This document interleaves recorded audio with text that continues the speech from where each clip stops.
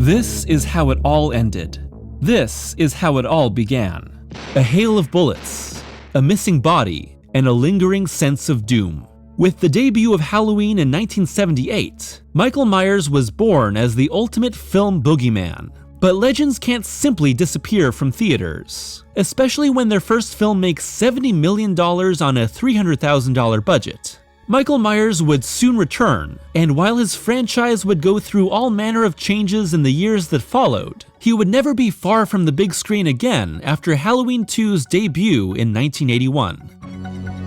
Halloween 2 is the enshrinement of Michael Myers as a permanent part of horror, a character that moved past being an enigmatic icon and became a figurehead for a franchise. It's also the film that cemented the shortcomings and complications that every entry in the Halloween series has had to deal with since. By looking at the influence of the slasher genre on the sequel, a genre that the first film helped cement, its critical developments regarding the characters of Michael Myers and Laurie Strode, and how each subsequent Halloween film has been influenced by this hospital-set massacre, we can see how Halloween 2 defined the path that this franchise has been on for decades just as much as the original, no matter how many times producers have wiped the slate clean. After the gigantic success of Halloween, director John Carpenter and co-writer and producer Deborah Hill went on to make The Fog, a ghost story-influenced film of creeping terror that moved away from the slasher frights of Michael Myers.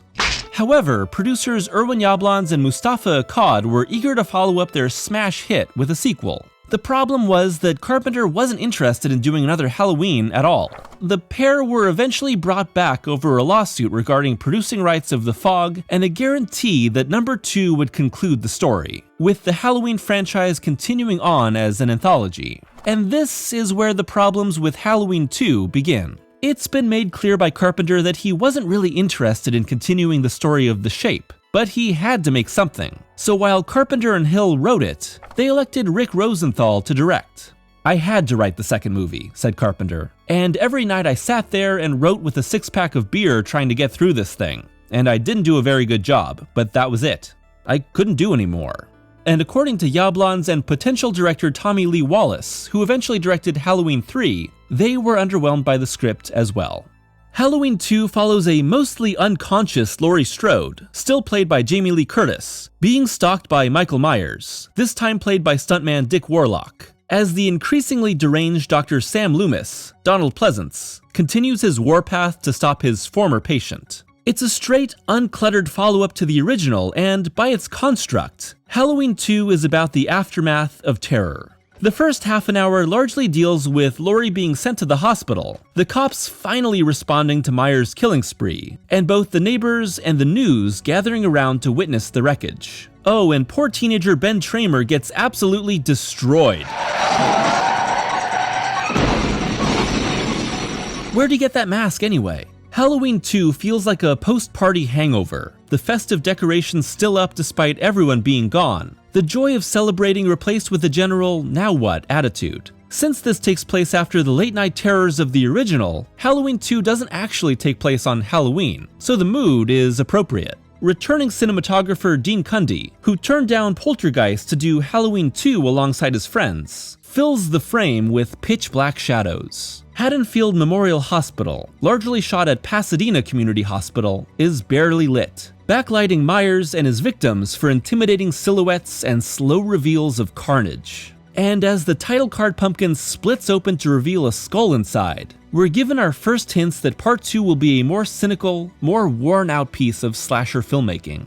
Carpenter and Hill could have very easily placed Halloween 2 at any time if they wanted to follow up the story of the original. Instead, they pick up exactly where the last left off, recapping the last few minutes of the original and then getting right to it. Myers continues stalking Haddonfield's neighborhoods and we're put behind his eyes just like the start of the first film. He quickly grabs a knife and then stabs the film's first victim. The splatter of blood that comes with the kill is indicative of where this sequel, and the franchise as a whole, will go from here. Because Halloween 2 isn't just a byproduct of the original, it's a byproduct of its era. This, and the franchise that followed, is all about one-upmanship.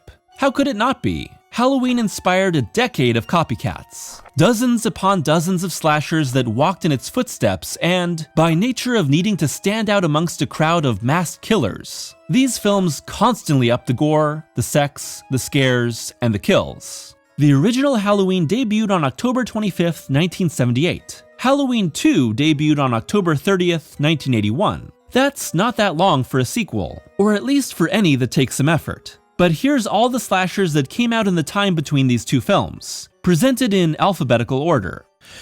Absurd, Anthropophagus, Bloody Birthday, Bloody Moon, The Boogeyman, The Burning, Christmas Evil, Deadly Blessing, Delusion, Don't Answer the Phone, Don't Go in the Woods, Dressed to Kill, The Driller Killer, Eyes of a Stranger, Final Exam, Friday the 13th Part 2, Funeral Home, Graduation Day, Happy Birthday to Me, He Knows You're Alone, Hell Night, Home Sweet Home, Madhouse, Madman, Maniac, My Bloody Valentine, New Year's Evil, Night of the Demon, Night School, Nightmare, Nightmares, The Prey, Prom Night, The Prowler, Road Game, Savage Weekend, Schizoid, Scream, Not That Scream, The Silent Scream, Strange Behavior, Student Bodies, Terror Train, To All a Good Night, Tourist Trap, The Unseen, and When a Stranger Calls. Whew. Not all of these 47 films are necessarily just trying to be Halloween, but the boom of the slasher genre meant that, by nature, Halloween 2 was in direct competition with them. To compete, Halloween 2 is a little nastier, a little meaner, and you can feel it reveling a little more in its lavish kills. A scalding drowning, a pool of blood, a needle in the eye. This upping of the ante wasn't originally intended. But after filming by Rosenthal was complete, Carpenter re-edited the film for a leaner, more aggressive pacing. It was about as scary as Quincy, said Carpenter, and completed reshoots to emphasize the brutality of these murders.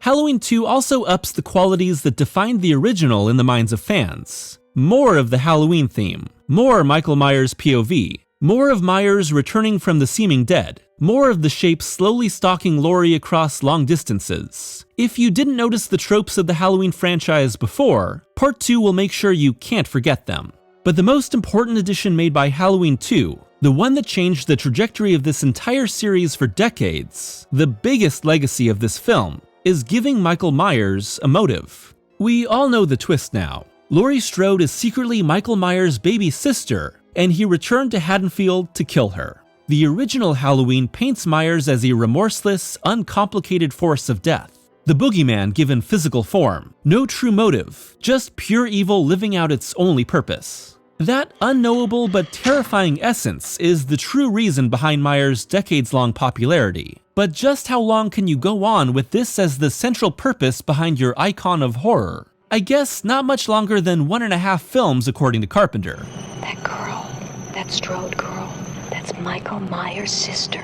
The presence of motive moves Myers out of the realm of mythic boogeyman and into one of real-world, albeit still horrific, killers. This revelation was also placed into new scenes added to the TV edit version of the original Halloween, which was being edited at the same time that Carpenter was re-editing Rosenthal's version of Halloween 2.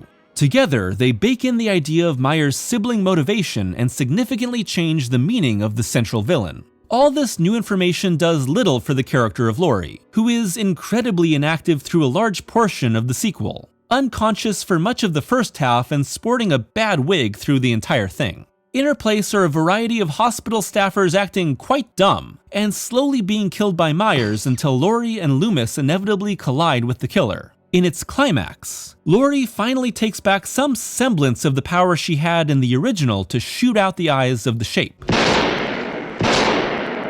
Obviously, Carpenter wasn't interested in being permanently attached to the shape for the rest of his career, so he elected to kill Myers at the end of Halloween 2. And make no mistake, Part 2 shows Myers to be dead. Dead, dead, dead, dead, dead. Still burning and motionless as the happy credits roll. Mr. Sandman. I think Halloween 2 is an abomination and a horrible movie, said a typically grouchy Carpenter in a 1984 interview. I was really disappointed in it. So it seems like no one involved in Halloween 2 really liked Halloween 2. The producers didn't like Carpenter's script. Carpenter didn't like Rosenthal's direction. Rosenthal didn't like Carpenter's edits. Still, Halloween 2 was a success. Not to the same degree as the original, but enough for Carpenter's anthology plans to move forward with Halloween 3: Season of the Witch. In retrospect, 3 is a huge outlier in the series, and if Carpenter and company had moved straight to it, instead of doing a Myers-focused sequel, audiences may not have been so unhappy and uninterested. In the aftermath of Halloween 3's failure, Mustafa Akkad insisted that Michael Myers had to return if the Halloween franchise were to continue. Hill and Carpenter co-wrote a script with Dennis Etchison that started 10 years later and focused on Lindsay Wallace and Tommy Doyle, the two children babysat by Laurie in the original, with the town of Haddonfield having banned any Halloween celebrations. However, when the holiday begins to be celebrated again, Myers is supernaturally resurrected. Akkad rejected the script, leading Hill and Carpenter to sell their share of the franchise and permanently end their involvement with Halloween.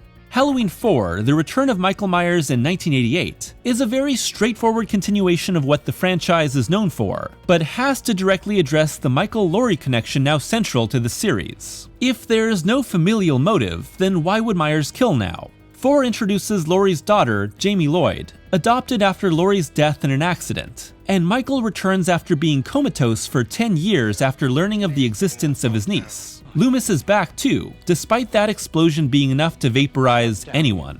At its end, 4 takes the familial connection of Halloween 2 to the next level by implying that the Shape's evil legacy has passed on to little Jamie after his seeming death. However, Halloween 5: The Revenge of Michael Myers in 1989 abandons the idea of Jamie becoming the new Shape, likely because of how poorly Part 3 did when Myers was removed. But it continues the familial connection between Jamie and Michael through psychic visions, and a plot that feels like it's spinning its wheels. Halloween 6: The Curse of Michael Myers in 1995 ends the story of Jamie Lloyd by aging her up, getting a baby out of her, and killing her off. It also continues the familial themes by explaining that Michael is empowered by the mystical Rune of Thorn, an ancient evil that drives him to murder his family. No one liked it. The continuity established by 4, 5, and 6 was wiped out by Halloween H2O 20 years later, which brought back Curtis as Laurie and locks the original heroine in final battle with the Shape. H2O is all about Laurie confronting the trauma of that one 2-part night from 20 years ago, and fighting to save her family from the man she now knows is her brother. Curtis had returned to the series with the intention of her character killing Myers, and bringing an end to the story. But Akkad had a legally binding contract that forbid the death of the Shape. So Laurie's beheading of Myers ends the film with some blunt catharsis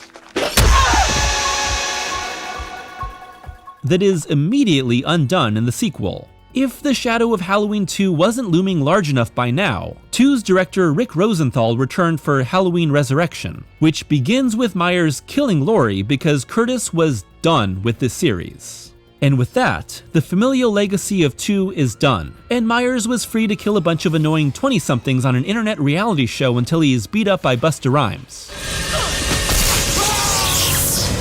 But the family themes returned with Rob Zombie's Halloween reboot in 2007, devoting its first half to young Michael's sociopathic break, and the second half to remaking the original's killing spree. Here, the brother-sister relationship informs everything. Zombie's Halloween 2 in 2009 further homages the original Part 2 by opening with a hospital rampage that is soon revealed to be a dream. But its themes of familial madness would have never happened without 2's revelation.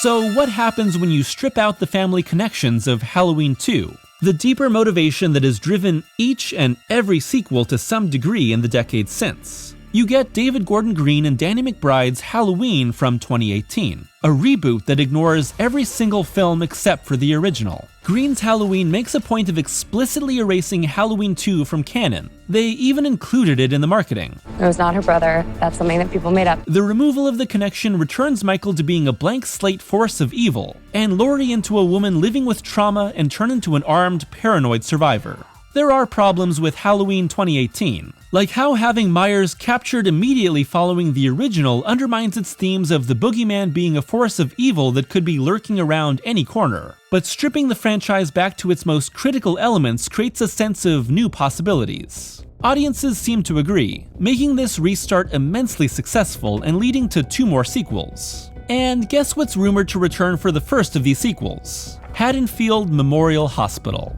Halloween 2 is never gone for long.